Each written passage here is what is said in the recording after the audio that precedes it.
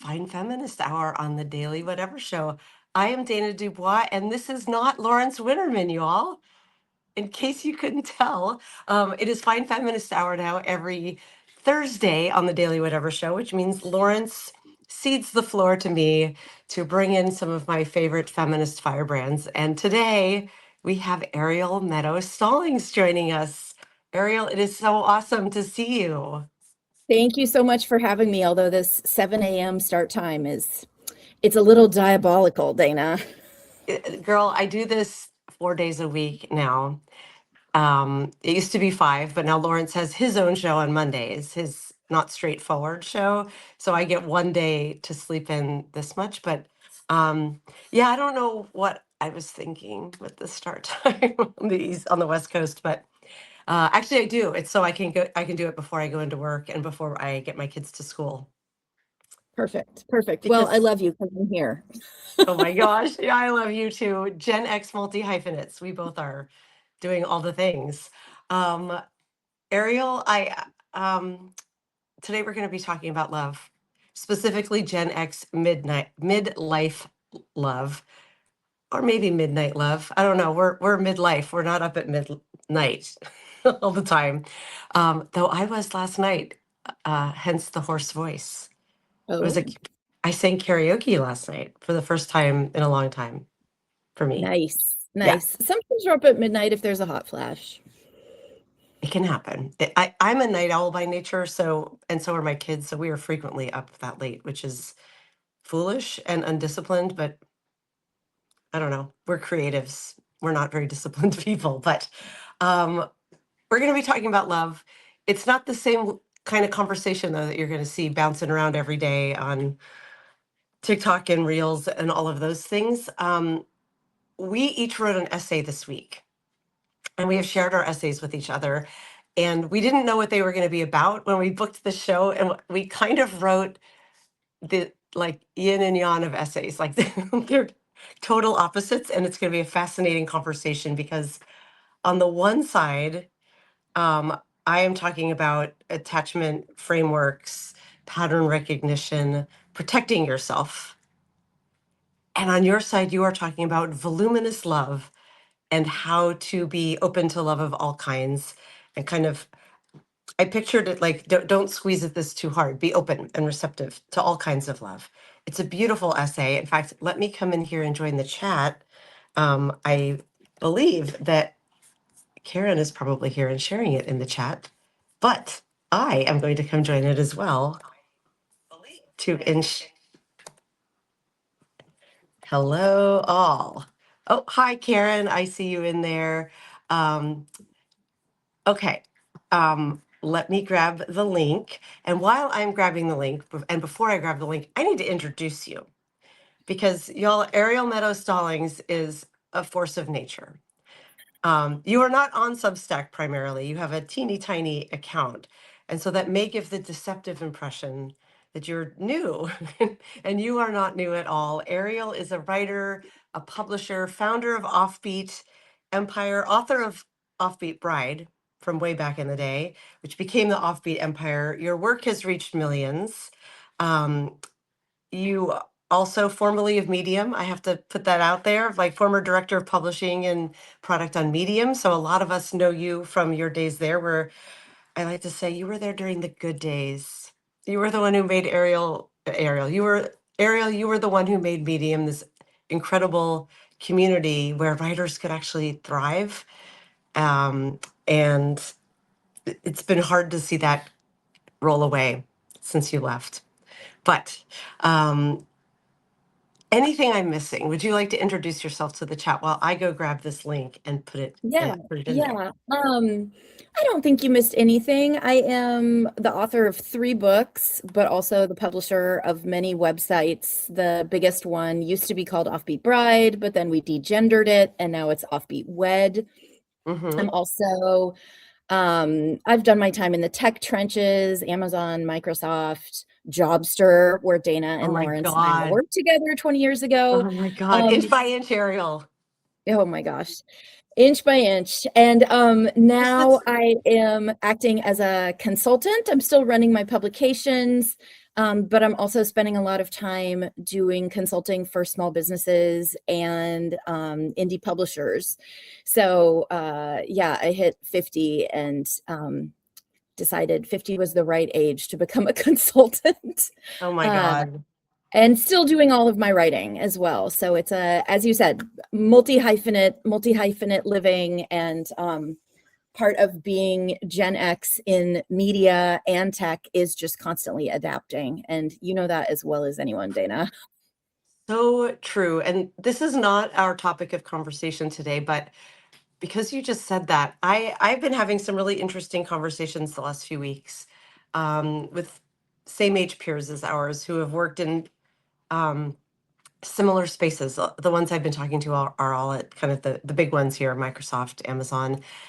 And I'm hearing this sense of um, like being done with working for someone else, being done with um, kind of the grind of it. And at the core of it, AI is sitting there of like, I know it's interesting, I'm using it personally, but the leap to integrate AI and kind of shift everything I've been doing at work for the last 30 years for them is like a click too many. And they're just like, peace out.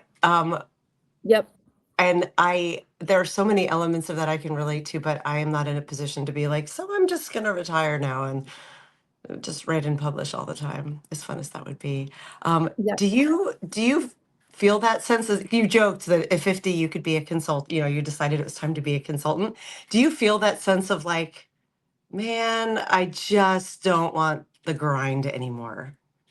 I am over the grind, but I also see that learning is part of neuroplasticity. It's part of how we Uh-huh. stay mentally nimble and agile. And it may Yes. be that navigating an ever shifting landscape of tech platforms is Yeah. Gen X's Sudoku. You know what I mean? Like the boomers are It's like, your I do my Jenga.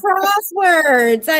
Like I gotta keep nimble. And for us, it's like, the platforms that we grew up with in the 90s stopped Yeah. existing in the O's, then it shifted in the 10s. Now it's completely different. It went from Yep.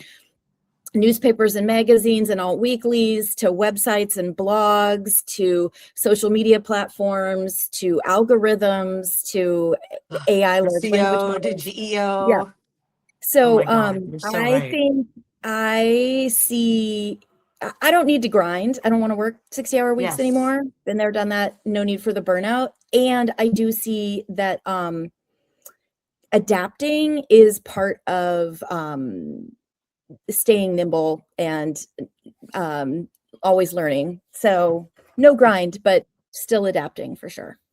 100%. And I should say that there's two people top of mind who I've had this conversation with are like super adaptable with AI and other tools. It's more that sense of doing it for the man. And I think Yeah. there's a part of that. We know that like corporations as a whole are insisting on AI integration and using it to be more efficient, but with no guidance. And we know that Yeah. we have to figure it out on our own for their purposes so they can work us out. And Yeah. it's like such a grind. Like, and I am not out of it. I probably shouldn't be saying all of this on air, but I'm still in my head thinking of it as Sudoku. Because Yes. you're right, Yeah. my mom gets up and does all the New York Times crossword puzzles and the wordles and the connections. She doesn't play Sudoku, but effectively that Yep. is her. This is our version. Oh my God, I love that, and I'm definitely going to have that sit with me. Speaking of things that are sitting with me, segue, your essay on voluminous love kind of blew my mind. It's I know Karen has put it in the chat. It is a long read, and it just came out. So and it's not on Substack. So I'm guessing very few folks in the audience have read this one yet. I advise you all go read it. I just joined Beehive so that I could read it. It's beautiful. Can you give a quick summary before we jump into the conversation about the like Yeah. key talking points you would want our audience to know about this story and what motivated you to write it? Yeah, I think all of us who are out here in these trenches, trying to find love and companionship, all Mhm. have the same goal, which is that we want to experience love daily, right? Like that's why do we date? Why do Mhm. we try and connect with each other? We're trying to find our ways to feeling more love. We want more love in our lives. Yeah. And so for me, I don't have control over when I'm going to meet a lover or a companion or a long-term partner. But using this philosophy, basically, I can ensure that I feel love every single day. So, it's a voluminous love is this kind of philosophical framework and spiritual practice that starts from the premise that we've turned love into a risk management problem, right? I feel so much like Yes. that's what your essay touches on is we need Yes. to protect ourselves, we need to minimize exposure to pain, we need to manage Hmm. our vulnerability. And that strategy works. I mean, I'm the queen of hypervigilance. That strategy works kind of, except for in avoiding grief, right? And the loss that comes with Yeah. disconnecting from people.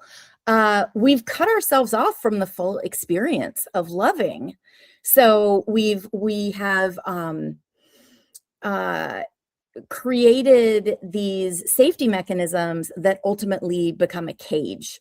And the idea that I've been practicing for the last couple years and have found just huge expansive joy in is so starting by recognizing that romantic love is just one flavor of love, right? We know this from bell hooks.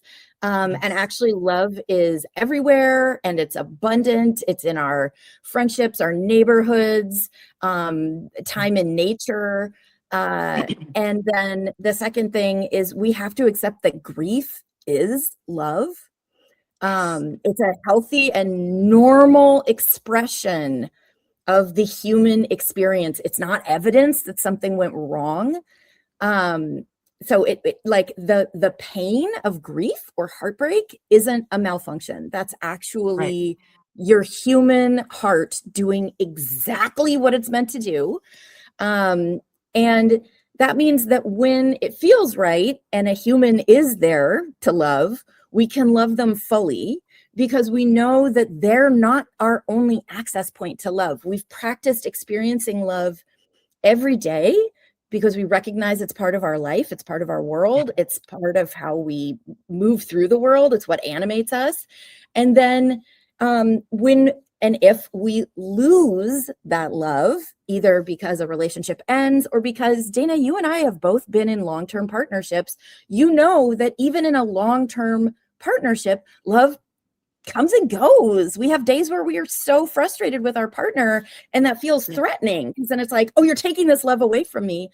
But when we notice that love isn't scarce and it's literally the force that animates everything in our lives, heartbreak and grief stops being a reason to avoid or manage our capacity for love. So basically, the whole idea is that it's about finding love daily because you're already swimming in it. And so dating and seeking partnership and Yeah. connection can be an additive instead of a I need to protect myself because if this goes wrong, it's going to hurt and I don't have the capacity for hurt. We have to expand our capacities for healthy, graceful grieving because then that Mm. expands our Yes. capacity for healthy, expansive loving.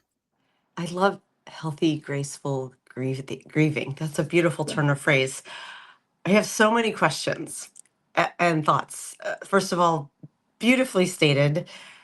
Thank you. And yeah, just beautifully stated. So, is voluminous love, um, how did you come to this? Like, is this you said it's a spiritual practice. Is this something that one can research and study and become immersed in? Or is this a turn of phrase that you have coined for the internal work you've done over the last couple of years? Yeah. Oh my gosh, last couple years, last decade. So I think one of the core beliefs that this is based on is is a spiritual belief, which is non-duality, which is Hmm. essentially the belief that like all things are one thing. And I'm really clear that this is not a religious belief. There's no, I use the word God, but it's like lowercase g. Like Yes. it's like the And God of like, you lap dance for him. So it's right. clearly, I have lots of practices with that concept of a higher power that is actually, I just think of it as the Big Bang, right? Like the okay. Big Bang happened, the universe started exploding and unfolding, and everything is made of the same stuff, right? It's all the same Right. molecules. We're all made of the same atoms. And Ram Dass has this great line of like, treat everyone like God in drag. And that's Oh kind my of gosh. this approach. Isn't it amazing? We love that guy. Treat This everyone approach like, is okay. there, yeah. There's this if you can settle in to, I think of it as science, chemistry, physics, Yeah. biology, we're all made of the same stuff. We're all made from the same building blocks. Yeah. And so that Stardust. concept, stardust, exactly. Yeah. And again, it doesn't have to be God, Sky Daddy with a beard. That's not my Right. vibe at all. It's just the Now, I'm not into universe. It's, beards. I figured my yeah, Sky Daddy has cool glasses and pretty perfect, forearms, but no perfect. beards. Yeah. But when we that kind of core belief of like, oh, all of it is kind of the same soup, like we're just expressions of soup, basically. That I see it as that the expansion of the universe, that momentum, that's Yes. God. That's what animates everything, and we're all that. So that belief system, that was a spiritual awakening after my emotionally annihilating divorce where I realized, oh God, what's Oh my what's gosh. left to believe in? And I realized that basically physics is what's left to believe in. Like planets are still spinning, Yeah. the sun is still shining. Um, and that's kind of the base of it. Then I come from a family of grief workers. My mom Oh, leads grief retreats. And so this concept of grief as a healthy, not just normal and healthy, but actually like something to be celebrated, yeah. is very much a part of my family lineage. I Um, didn't, I your guess mom, you've told me about your mom over the years, and she sounds so cool. Can I just say, it's, like, the joy of hippie parents is my parents are both very cool people and yeah. also super annoying because they're my parents. Oh my God, that makes sense. That Yeah. completely checks. Um, So yeah. yeah, I mean, Here, I guess the core belief system is everything is one thing and grief is a healthy form of human expression. So those two values um really are what are the base of this philosophy, but then it involves a whole bunch of other, internal family systems and reparenting and shadow work and Jungianism, like codependent recovery stuff, consent stuff. Like yeah. I have a whole book brewing from this essay, but Oh, I love the that. core belief the core belief is just non-duality, that if you can settle into all things are one thing, Yeah. it's easier to understand that love is everywhere because love is just what animates all the things. And so, if the worms are wiggling and the leaves are unfolding, hey, look, love. Ta-da. We question for you. Um, I love the talk that you have around grief being a gift, that grief is letting you know that you love. I have an essay, I've now mentioned it, I think like 5 times on air, so I need to just write it. But it's called All Gen X Dating is Grief. Yes. And I think it's true because anyone you meet is grieving something. They either Yep. are in acute grief because their marriage has just ended, or they've just lost their spouse, their spouse has Yep. just died, or it's chronic grief of like, oh, I haven't had a relationship in a really long time and I want this, or I've never had this in my life. But whatever it is, if you are Gen X aged, if you're 40, 50 something and you are looking for love, you are grieving love at the same time. And you say something really striking here that we haven't gotten worse at connecting, we've gotten worse at tolerating the cost of connection. Do you think midlife makes people more or less willing to tolerate cost? Yeah, it's a great question. And I think it's both. It can be both, Yeah. right? I think part of the midlife passage or midlife crisis, Hmm. as some of us talk about it, is recognizing, of course, your own mortality as the ultimate grief, right? We're not getting any Yeah, younger. Our bodies we are are starting not. to fail. There's only one thing guaranteed in life, and that's that it's ending. Yeah, And either we can be cracked open by that and allow it to soften us and shape us and expand us, or we can spend the rest of our lives avoiding it right. through pick your favorite dissociative mechanism, right? Oh, which one's your favorite? Substances, right? Oh, I know my favorite, and I think you and I share it, which Oh, is the dissociative delusional fantasy of analysis as a form of control. that one's really good. Yeah. Sorry, girl.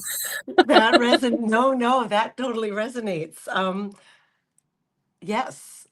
Yeah, Whatever that's makes you that's my think favorite. that, because we memoirists, essayists can write tens of thousands of words on the subject and Yeah. pour them out on the internet and be like, there, I've resolved something.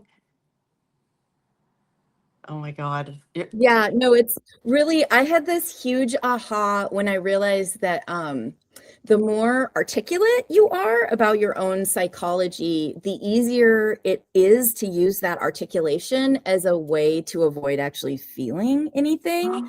And intellectualizing and Yes. analysis can be its own dissociative strategy.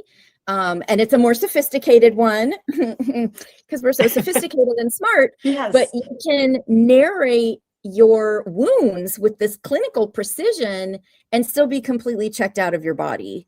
And what I've tried to Yes. recognize when I get into, and this ties to your essay, when I get into a place of anxiety Yeah. and analysis and story making, what does it mean? What's the explanation? What are they doing? What How am do I I doing? What's my avoid this motivation? again? Yeah. Right? How can I learn Um, from the this? Right. Exactly. The story is usually a distraction from something much simpler happening in your body, like below the neck. And so, what I try to do when I catch myself going into an analytical, ruminatory, story making fantasy, part of it is I'm like, oh, I'm fantasizing. Got it. Can I drop the story and say, so like, what's actually happening in my body? What feeling am I trying to avoid in my body right now? Like, this story is a Ooh, fantasy. I've used fantasy as a really effective tool to avoid feeling yes. something. Are we safe enough that I can actually feel it? And then when Hmm. I actually tap in and feel it, it's usually something really simple, like, how am I feeling about this person? And it'll be like, or it'll be like, or it'll be like, ugh. And Right. those very simple sensations really tell me everything I need to know. You know what I mean? Like squinched nose means Yes. like, ew. Grabby hands means like, desire, I want it. Saggy shoulders is fatigue. Um, Right. so really the only question is like, does my body want to move towards something or away from something? Is it a softening or a constriction? I don't need to know why. The why is just more story, more fantasy, more dissociation. But when I can tap Mm. into let myself actually feel what my body's feeling, my intuition has never let me down. I love My that. narratives about my intuition have let me down constantly. My stories, it just Oof. my narratives turn into these like constant justifications, neurotic loops, me like justifying my own behavior. But the somatic knowing is much faster and simpler. And it's way Right. harder to argue with yourself than the analysis, which is why we avoid it, right? Because it's just like, Yes.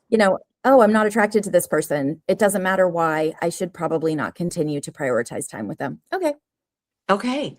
And two thoughts are coming to mind for that. One is, I think some of this is possible because we are older and have done the work. Because sometimes the reason you get that ick and the reason you're turned off by certain men, if you're a woman dating men, isn't healthy. And you do need to do the analysis earlier sometimes in life of like, oh, when someone makes me feel really secure and is really kind to me, it's a turn off because I see it as no spark.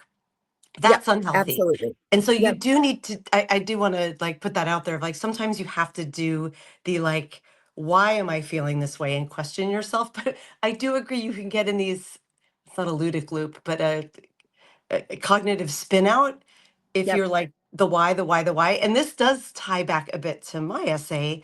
The second point that came to mind for this is I give a Spanish lesson in my essay, which I love writing a piece where it goes on these weird turns, and I'm like, bear with me, we're getting back to a place. yep, yep. Did you take Spanish in school? I took Spanish for 1 year my senior year. So there's Okay. just a very little from the early 90s So yeah, hiding back there you in a may remember fold this somewhere. nugget, or if you read it in the essay, I talk about how in English we only have one verb for to be. It's just is our, and in Spanish we have ser and estar.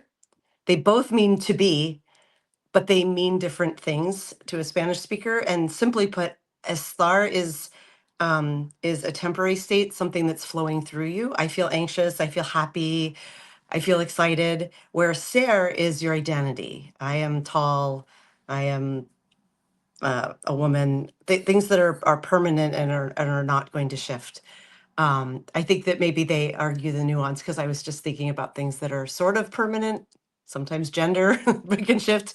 We won't get into all the nuance. At its core, it's what you are feeling temporarily versus who you are as your identity.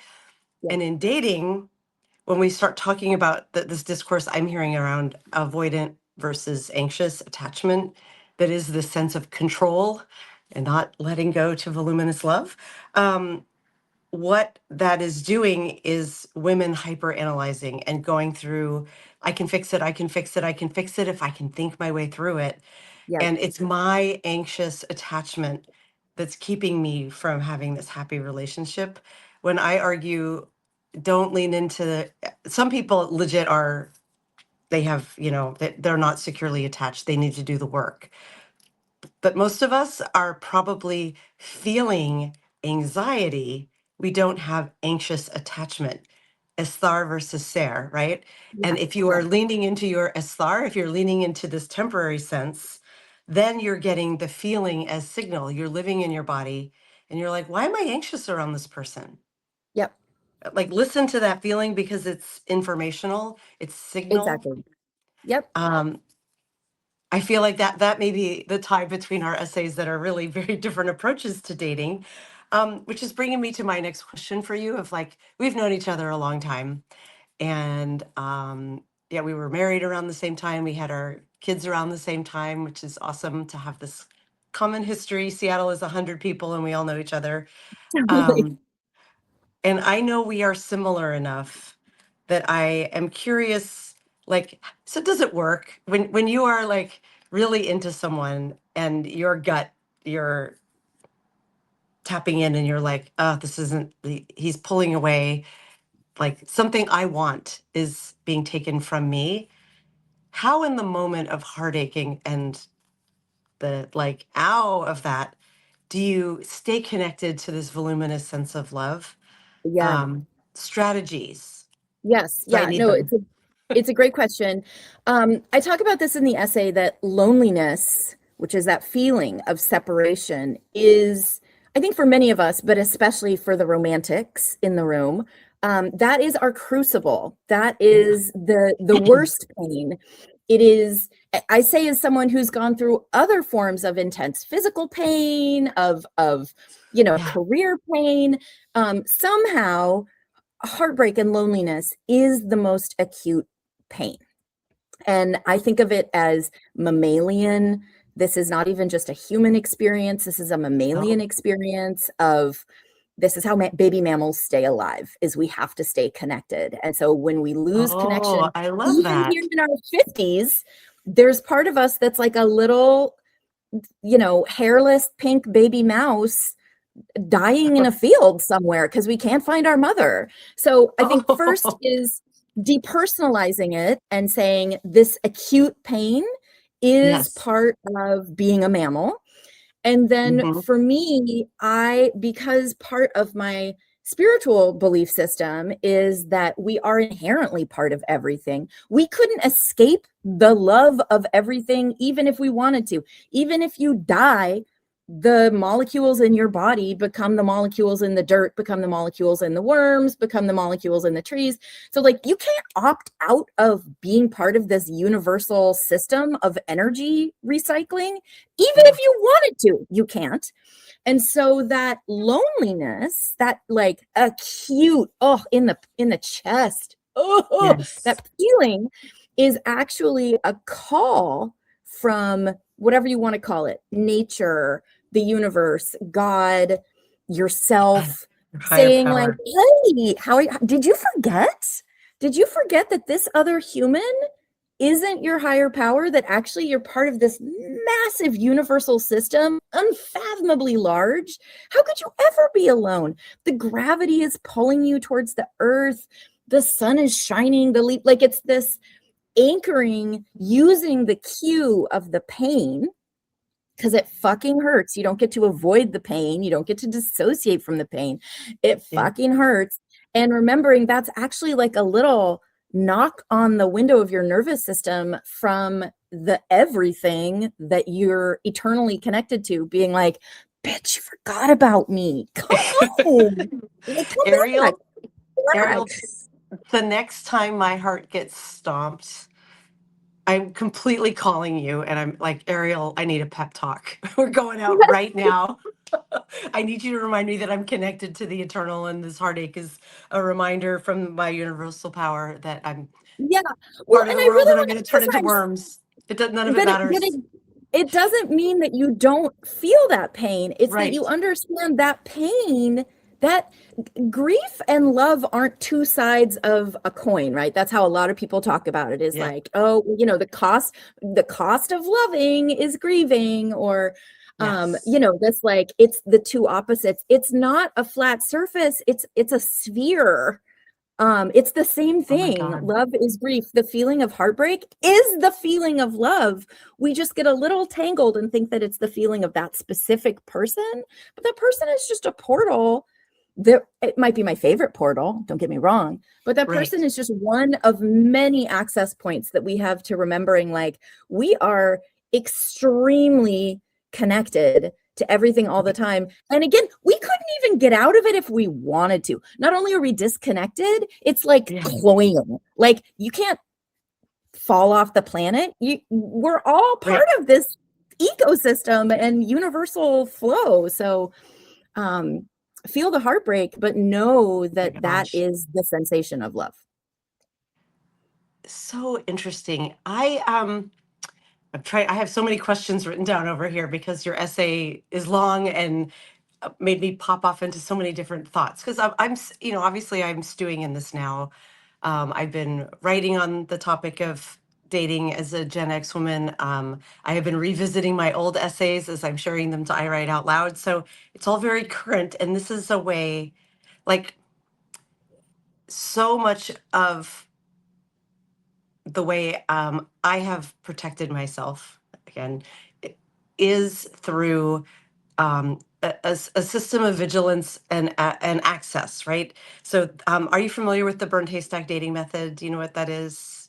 No. Um, no. Oh my gosh. Okay. Her book is coming out April 7th. So and the essay I'm going to post later today is an older one that is my first nod to it. So here's what this is. It is a huge phenomenon on social media, started by a woman named Jenny Young, who is on Substack and is a PhD in rhetoric. And she's about our age. She was dating years ago and getting very frustrated. And the dating advice that's online, influencers and the dating coaches, you can pay all kinds of money, usually advise women like, um, give him a chance, open the door, like, here's how you keep a conversation going. Like, there are all of these tactics we're given, that are like, don't rule out, rule in. Try to make it work because, frankly, there are more amazing single Gen X women than there are men. there's a numbers thing, right? And she was just getting really burned out and frustrated. And so in the moment of frustration, she Googled, how do I find a needle in a haystack? And this is the lore anyhow. The response came back, you have to burn all the hay. The only Mm, way to actually find the needle is not digging through all the hay is not efficient. If you light the haystack on fire, in the end, all that's left is the metal and you will find the needle. beautiful Um, imagery. isn't it? And so the way you burn the haystack by her method is she is a professor of rhetoric. And so she has her philosophy is the opposite, that here are, she has, I don't even know how many, 50 maybe rhetorical patterns at this point of like, if you see these patterns in their profiles or when they are first writing to you, you block to burn. You block them on the app. You don't have to say anything to them. You do not waste your energy. And the whole premise is for women seeking monogamous partnership. So Right. the rules are With different in men. other with men. Yes, Yeah. straight. Yes, mostly. And so she does. Non-binary people are allowed to join too, but it's Okay. primarily for women. Got And it. her premise is um, you may not find someone this way, but you are protecting your peace this way. Do not let online dating become the time and energy suck. And also protect yourself. So she has patterns like the one I wrote about is called test and apologize. So that's the rhetorical pattern is the man will say something off color, generally something sexual. Mm, And then if you say, I don't like that comment, he'll be like, oh, I'm sorry, I was just joking, or he'll apologize. And she's like, the test is always real and the apology never is. Someone who is displaying that pattern is going to not be a healthy person to date. mm, So it's hyper vigilance right. at Right. like the nerdiest of rhetorical levels. And disciplinary directive is a bit one when in his profile, he's telling you what to do.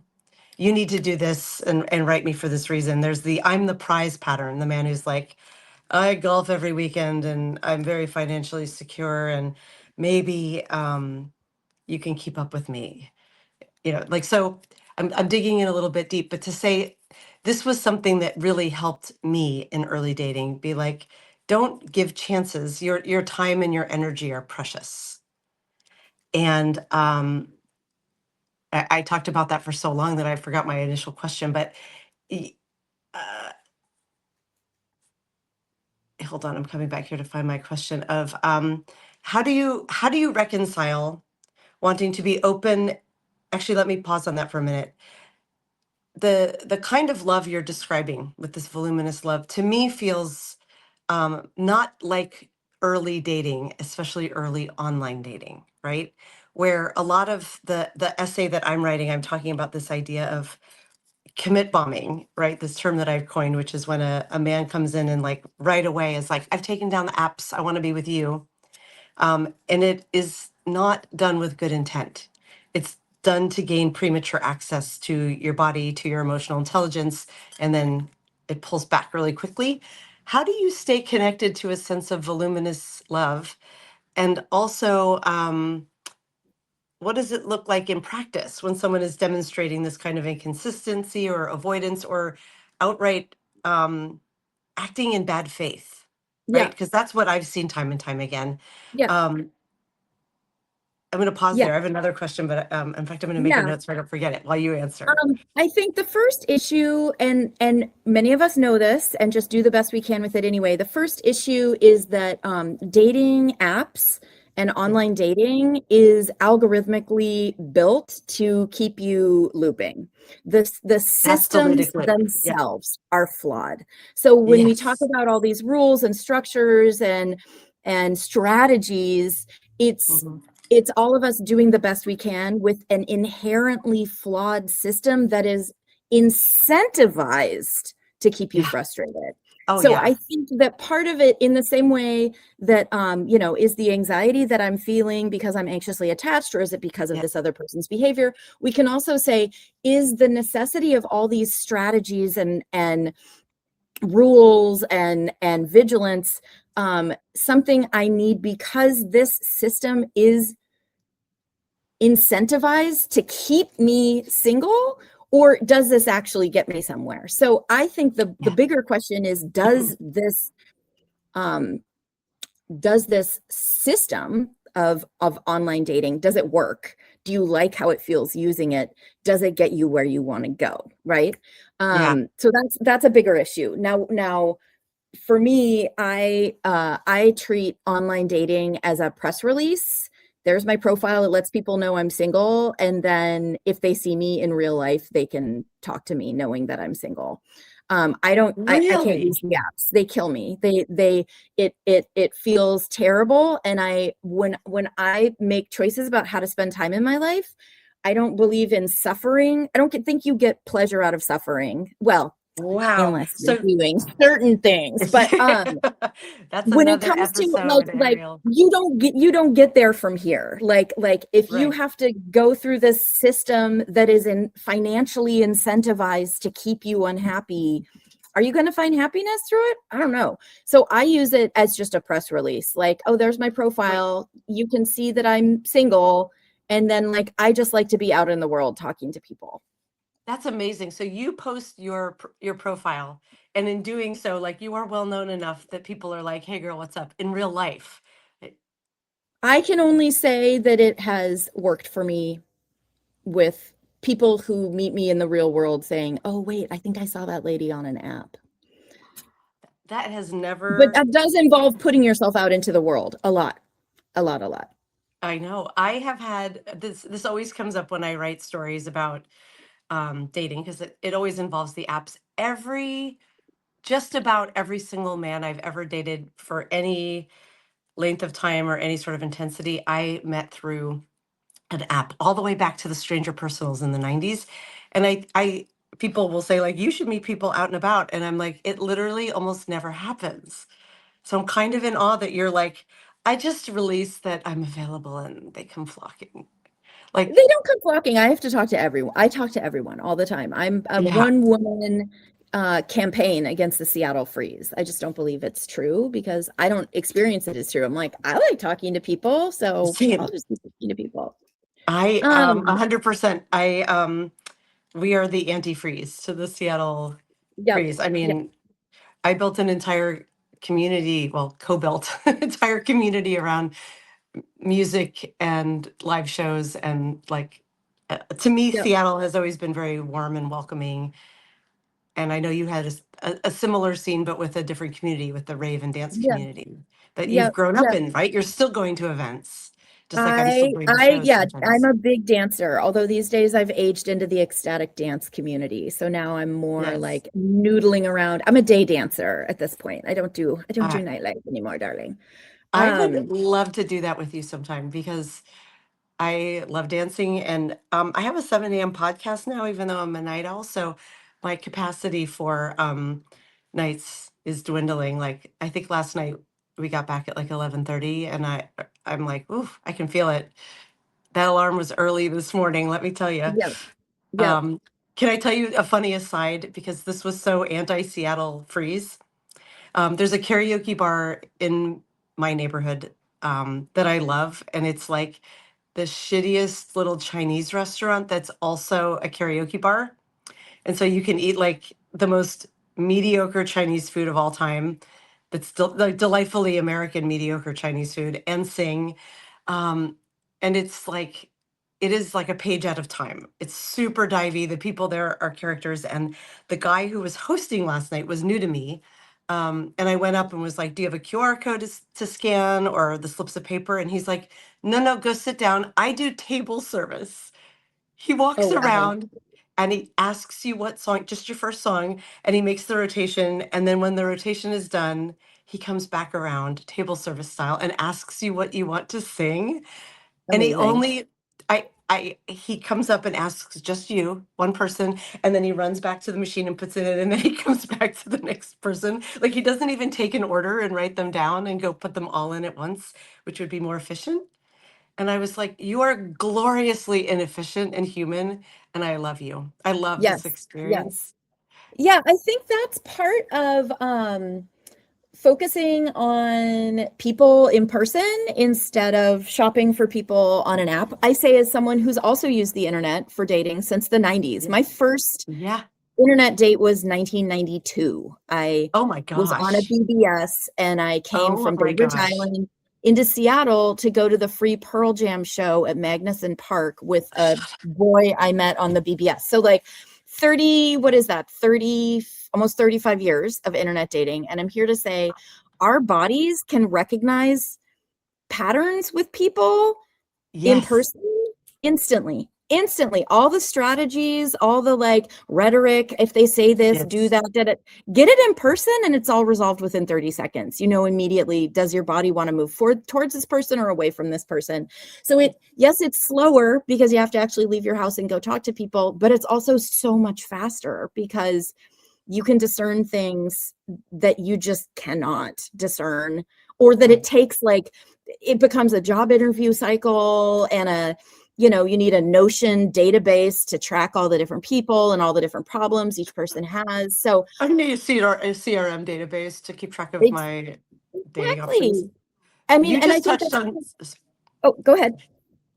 oh, no, you finish first. This is very Well, I Seattle. was No, gonna you say, go. No, you go. it's it's part of like this voluminous love practice is saying, Yeah. especially if I'm not shopping for people on an app, I have no control over when I meet a lover or a potential companion.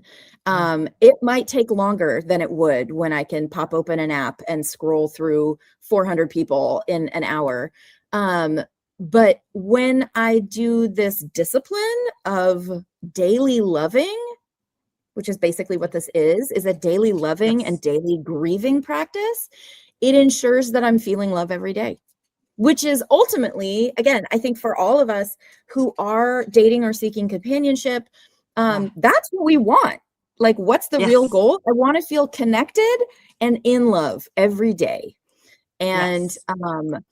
And the sex the is really a nice byproduct too. that It is a can really great byproduct as well. And that's where kind of like faith and trust that like there will be other bodies that I get to. I mean, this is where I that love that Ram this. Dass that Ram Dass imagery of like treat Yeah. everyone like God in drag. It means Hmm. that sex for me is just God masturbating with itself through us. That's why it feels so good. It's just like infinite hands, infinite bodies. God's like, Oh yeah, my, oh my mix God. it That's together. so blasphemous. That's so It is. blasphemous. It I is. love it. So that's why it Wait, feels so good. Is God just yeah. loves fucking getting off and using us as its favorite toys. So yes to We have to that. clip that and like get a lot of people really mad.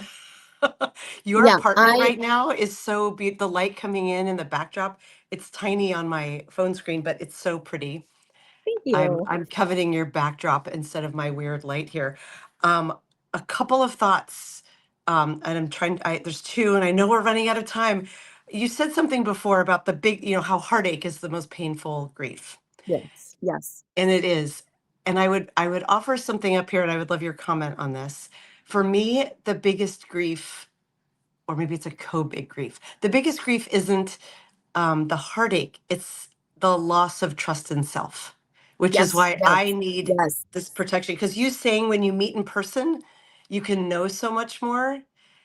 I agree. And also, um, people can act in bad faith. Men, because I'm dating men, have acted in pretty bad faith in ways that I think I am discerning. I think I have a good gut and a good intellect, and I have been wrong. And when you've been wrong enough times and that pattern recognition starts coming in, there is sort of a, I don't want to use PTSD lightly, but there is a chronic trauma response to like, oh my God, I was wrong again and I can't trust my gut.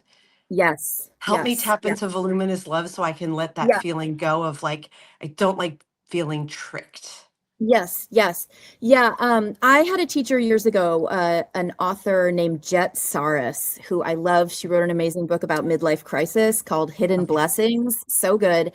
Yeah. Um, where I was talking about trust and how I had trusted a person, I trusted them to drive, and then they drove the relationship off a cliff. And so now I couldn't access trust anymore because, hey, Jet, Yes. look, I tried trusting, I trusted them and they drove off a cliff. And she said, Trust isn't about the other person's behavior. That's control. Trust is, and this gets to what you're saying, trust is Yes. you trust yourself to know not that the other person is going to act a certain way because they're human and they're not. Humans are fallible. Humans are Okay. fundamentally untrustworthy, not because we're bad, but just because we're human and out of each other's control. But what the Okay. trust is knowing you have the capacity, the resilience, and the skill to handle it no matter what Yeah. happens.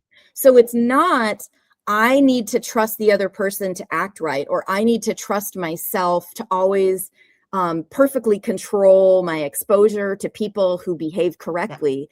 It's, I have a lifetime of knowing that I am resilient, capable. I know how to feel my feelings, rebuild. I've been through some shit. I've burned down a few times, and I can see that I'm always able to build back up. So I can retain a sense of trust in myself, not Ah, because I know this person isn't going to drive off a cliff, because they might, or they might not drive off a cliff. They might be perfect and then have the audacity to get sick and die. You know what I mean? Like, yeah. even if in your case, men are more trustworthy, ultimately, even the most trustworthy man is going to die. Mm-hmm. And the issue isn't, can What's you the trust point? yourself to find a perfect man who's never going to disappoint you, who's never going to betray you, who's never going to die, but can you build trust in your capacity to handle it no matter what happens? So that's less of a, I don't Yes. trust myself to make good decisions, and more of a, I trust myself to make decisions knowing I don't have control over the outcome, and trusting that I can handle the Yes. outcome, whatever it may be, that I can pick myself up, that I We have only, that yeah. I've practiced grief enough times that if this person drives off a cliff, I can stand up out of the wreckage of that car and be like, damn, that was fucked up. I'm going to patch Yep. up my wounds and go cry a bunch and then Oops. do what I've always done, which is resiliently build. Sorry, I think I did my camera just go off. Yeah, sorry about There that. I you was are. Yeah, I was like, adjusting oh, my phone and I clicked the side button. I Uh, trust you, n- Dana. oh, I trust you too, Ariel, but I might disappear anytime because At any time, we're and all that's fallible. okay. We're What's all even the point? fallible. One, I know we're right getting close to the top of the hour, but one point you made in this essay that I think makes this such a Gen X essay is the container in which you're able to have these views about partnership at this Yeah. stage in life and what's required because of what you are not seeking versus Yes. when we were both younger when you're looking for the partner you're going to build a life with. Can you speak to that a bit? And Yes. Yes. because it is super relevant, I think, because I think we've got folks of all ages here in the conversation. Exactly, exactly. Well, I think the concept of living big and grieving well is applicable to everyone. I'm Yes. aware that because I'm someone who has my own financial independence through my own work, I have a home that I live in. I've already had the child that I'm going to have. I'm not Yes. using love as a way to audition someone to build a life with. At this phase in my life, love and partnership is more of an emotional and spiritual experience for me. I'm not looking for someone to pay my mortgage. I'm not looking for someone to be a capable parent. Um, and that is very specific to this phase of life. I feel like it's also specific to menopause. Like my goals are different, my needs are different. And I wanted to make sure, I have a friend in her late 30s who is looking at her ticking biological clock and very Yes. motivated to find a partner to start a family with. And Yes. the way she approaches love and loving is going to be structurally different than me in my almost an empty nester, 50% Yes. co-parenting, financially independent. I have a stable home. So when I say like, love someone voluminously and go all in, I'm not saying move across the country, have a baby. You know what I mean? Like that, Right. it's a different thing when we're talking about midlife having your structures kind of Yes, established your is a pillars are, privilege.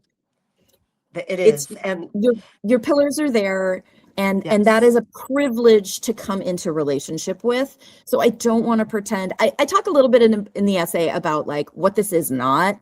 And yeah, this isn't about fucking everybody. It's not even about sex specifically. This isn't about acting out of integrity. This does require having a core framework of selfhood that for many of us we don't find our way to until midlife, if we're lucky. If we're lucky. It's absolutely.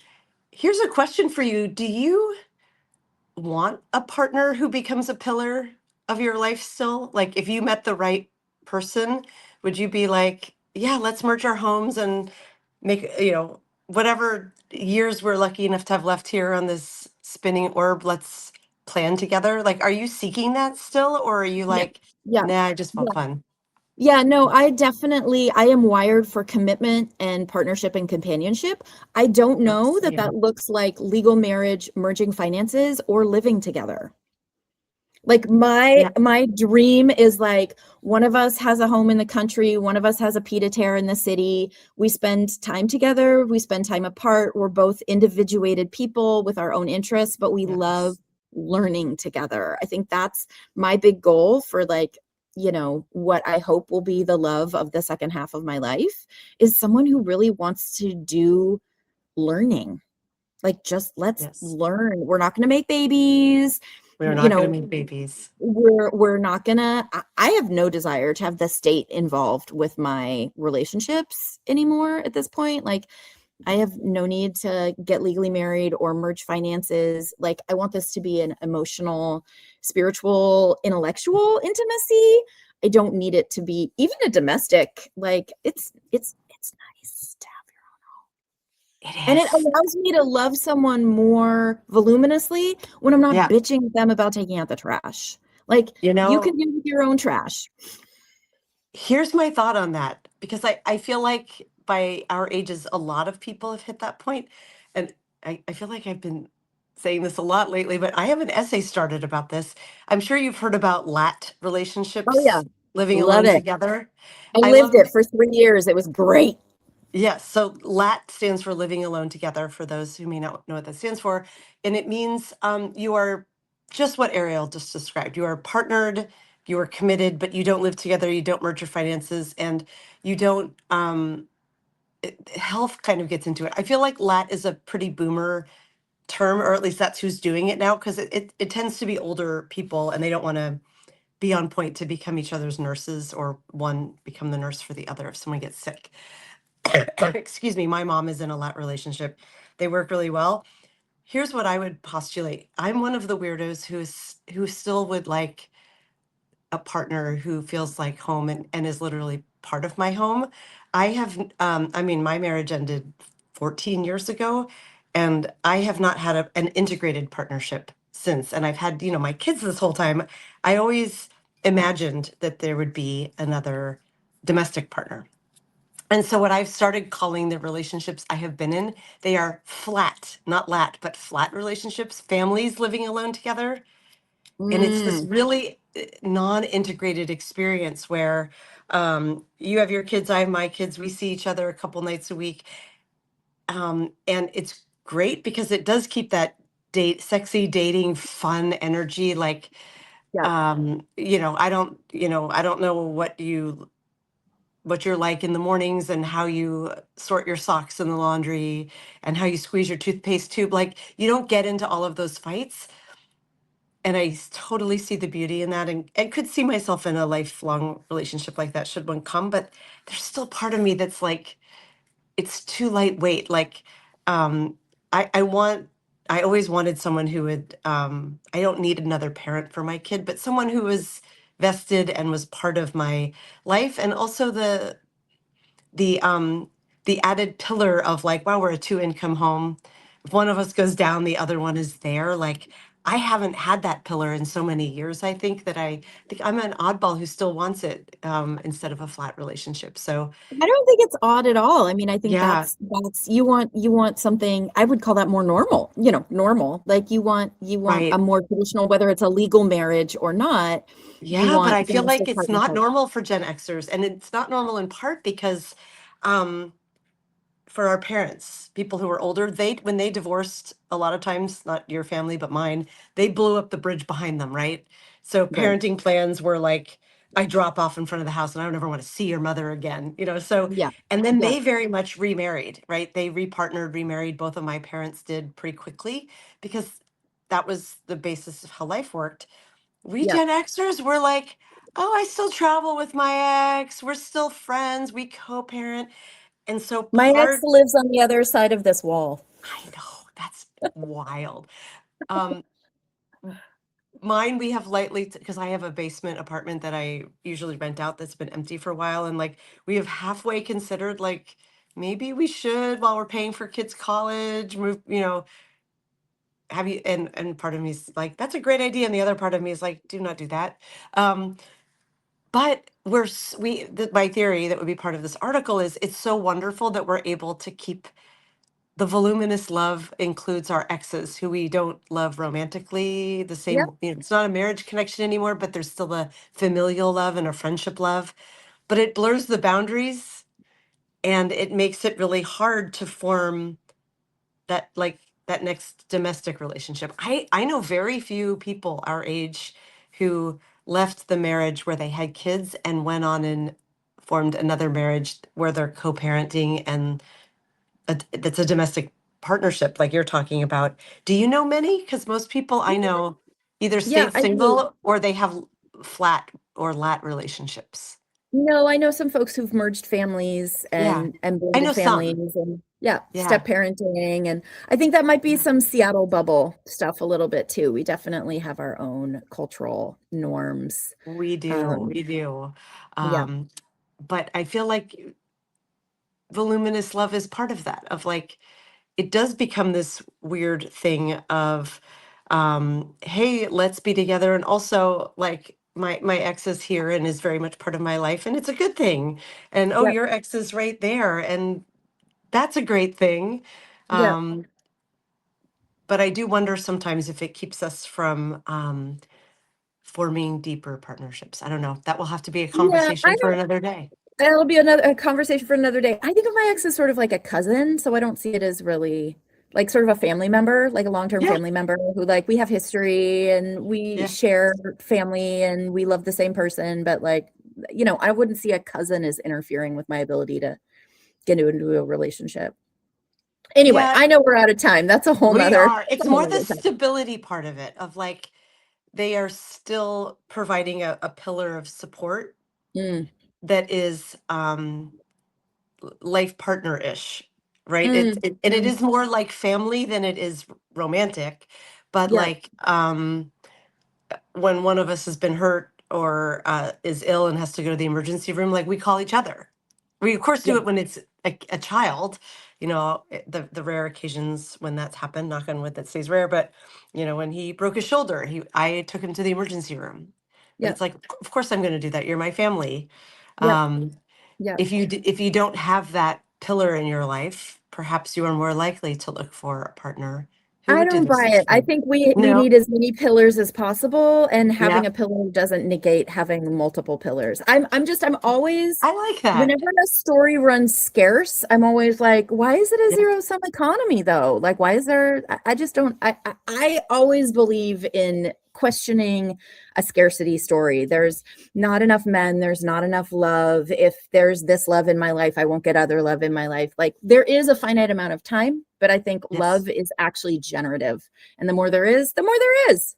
Oh my God, I love that. That's beautiful. And I'm going to end this with this is like I think you made this reel before reels were called reels, but I remember years ago watching a video on social media of you, and you were talking about making morning tea, which I do every morning. I'm a tea drinker, as I know you are, and that you were talking about setting up your kettle so that your mug was there in the morning with the teacup in it and the water was full. And you were like, and someone is making sure my morning is going to be wonderful and full of love. And that someone is me, that Yep, you did it for yourself. And I think about that all the time still because I don't always remember to do it the night before, but I'm so happy when I do. And all I yep, have to do yep, is press on. And yep, I'm like, I love me. And I made sure this was ready for me. And yep. I think of you, Ariel.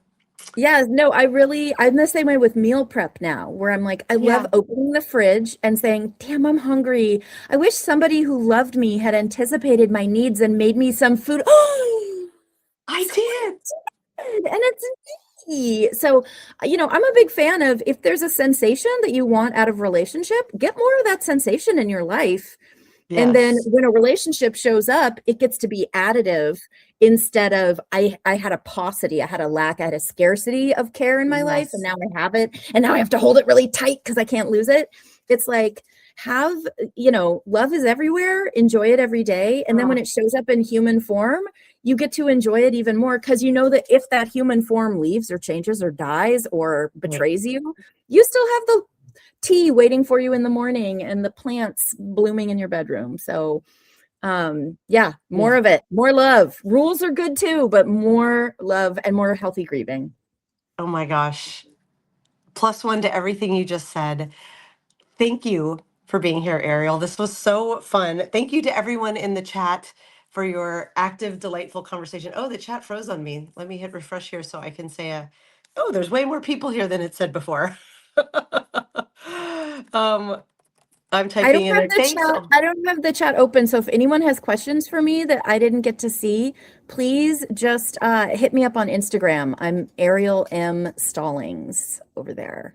And go follow Ariel on Beehive if you are on Beehive. Go read her new essay. It's amazing, as is everything you write. You're so Thanks, talented. Vivian. We will definitely do it again, and perhaps next time with Lawrence. We'll get the band back together, the old Jobster Sounds band. great. Oh my gosh. Sounds Love great. you, mean it. Thanks to everyone for being here. And please join us tomorrow on the Daily Whatever Show for Fucked Up Friday with Grounded Podcast. It's going to be a really good one. So hope to see you all there as well. Mwah. Bye, Mwah, see all. you on the internet, everyone. See you Bye. on the internet. Bye. Okay, great.